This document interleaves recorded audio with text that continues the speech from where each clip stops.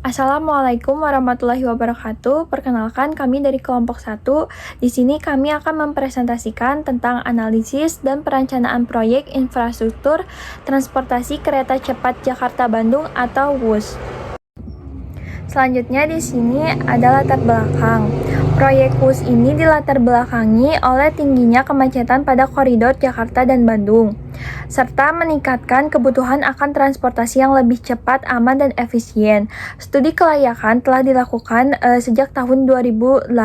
Kemudian pada tahun 2015, Indonesia memilih bekerja sama dengan Tiongkok melalui skema pembiayaan bisnis to bisnis.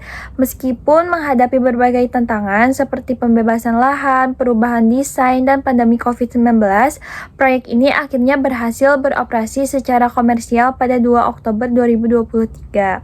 Selanjutnya di sini ada tujuan dan manfaat dari proyek WUS. Tujuan utamanya adalah menyediakan transportasi massal yang cepat, aman, dan efisien antara Jakarta dan Bandung.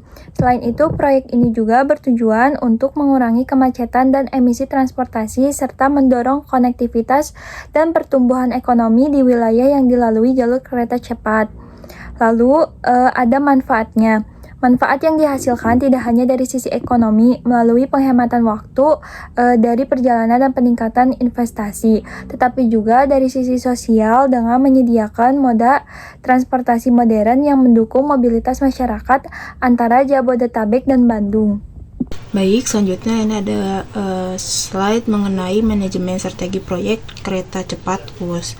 Nah, proyek WUS ini memiliki visi untuk meningkatkan kualitas hidup masyarakat melalui layanan transportasi yang menjadi pilihan utama, sekaligus menciptakan lingkungan yang nyaman dan berkualitas.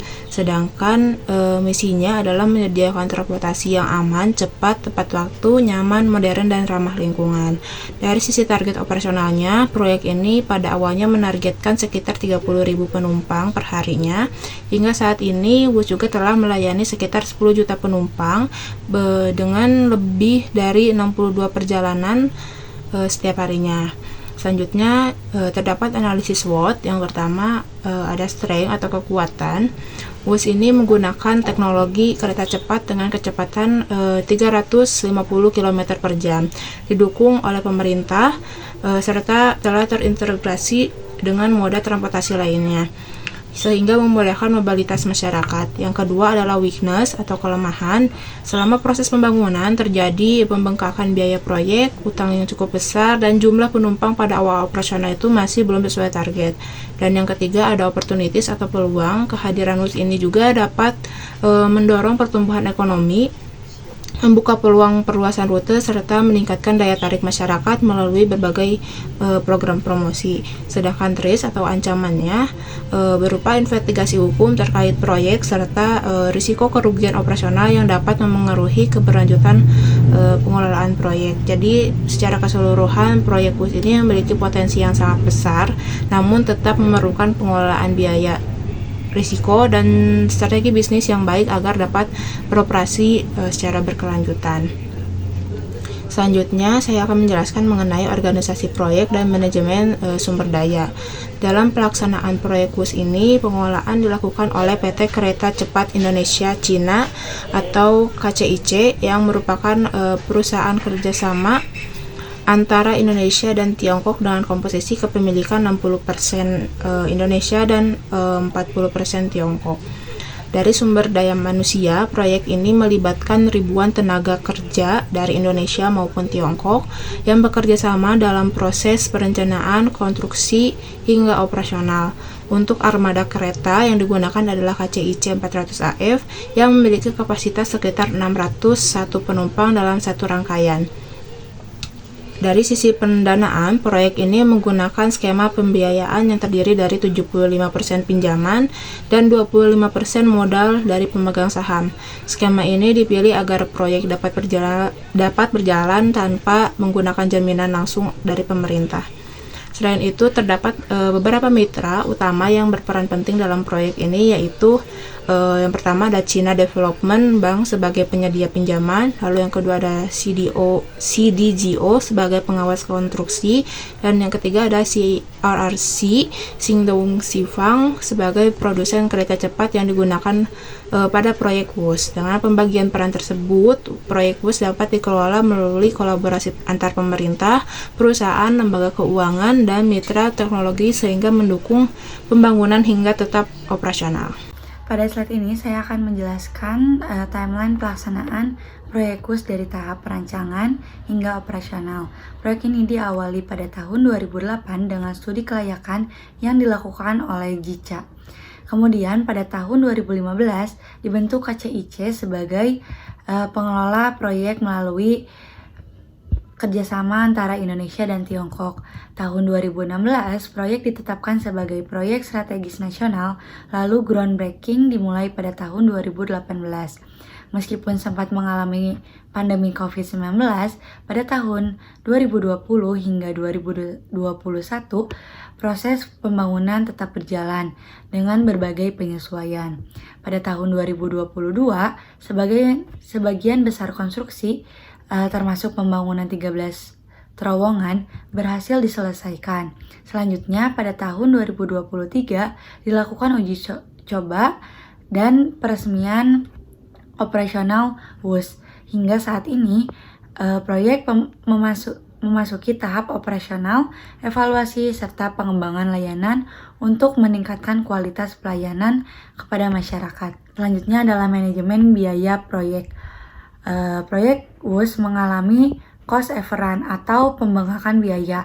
Awalnya biaya pembangunan diperkirakan sekitar 5,5 miliar dolar Amerika, namun pada saat proyek selesai meningkat menjadi 7,3 miliar dolar Amerika atau lebih dari 113 triliun rupiah.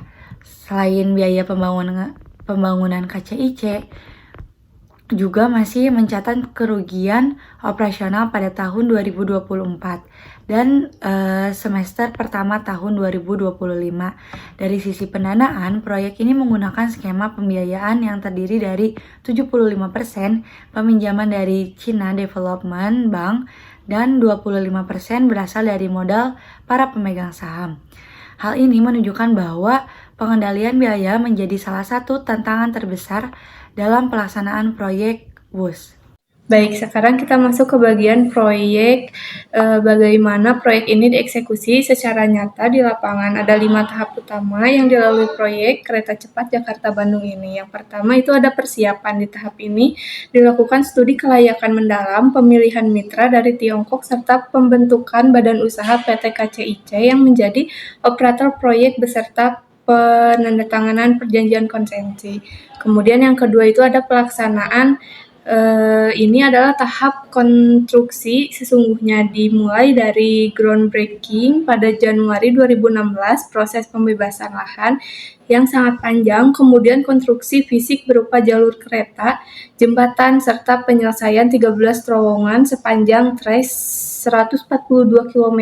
Di tahap ini, transit KCIC 400 AF diproduksi oleh CRRC di Tiongkok. Kemudian yang ketiga itu ada monitoring. Selama konstruksi berjalan, dilakukan pengawasan ketat oleh Kars Dardela Joint Operation atau CDJO, audit dari BPKP terhadap penggunaan anggaran serta pelaporan progres secara berkala.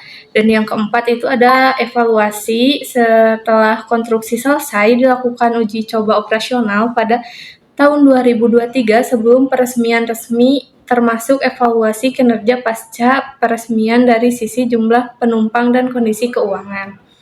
Dan yang terakhir itu kelima ada operasional lanjutan. Proyek diresmikan secara komersial pada 2 Oktober 2023 oleh Presiden Jokowi, kemudian terus dikembangkan dengan penambahan jadwal perjalanan sebagai program promosi serta rencana ekstensi rute ke depannya.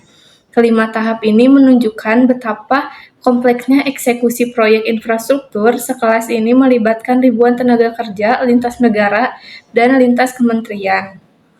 Nah, pada slide ini kami merangkum analisis resiko utama yang dihadapi proyek kereta cepat WUS. Secara umum terdapat 6 risiko penting yang mencakup aspek pembebasan lahan, pembengkakan biaya proyek, gangguan selama proses konstruksi, pencapaian target jumlah penumpang, keselamatan kerja hingga aspek tata kelola dan hukum.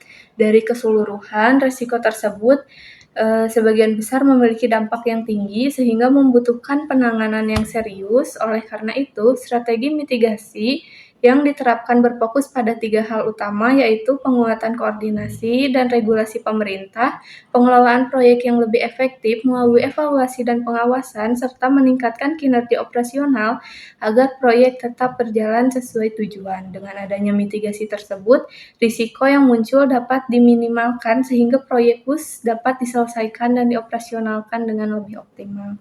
Nah, kesimpulannya yaitu WUS berhasil jadi kereta cepat pertama di Indonesia dan Asia Tenggara, memangkas waktu tempuh dari 3 jam menjadi 40 menit. Namun, cost overrun dan kerugian operasional membuktikan bahwa manajemen proyek yang matang dan sama pentingnya dengan keberhasilan teknisnya. Rekomendasinya yaitu perkuat transparansi anggaran, tingkatkan ridership lewat TOD dan tarif kompetitif, dan terapkan manajemen risiko keuangan lebih ketat agar tidak terlalu tergantung pada utang. Sekian dari kelompok kami, maaf bila ada kesalahan. Wassalamualaikum warahmatullahi wabarakatuh.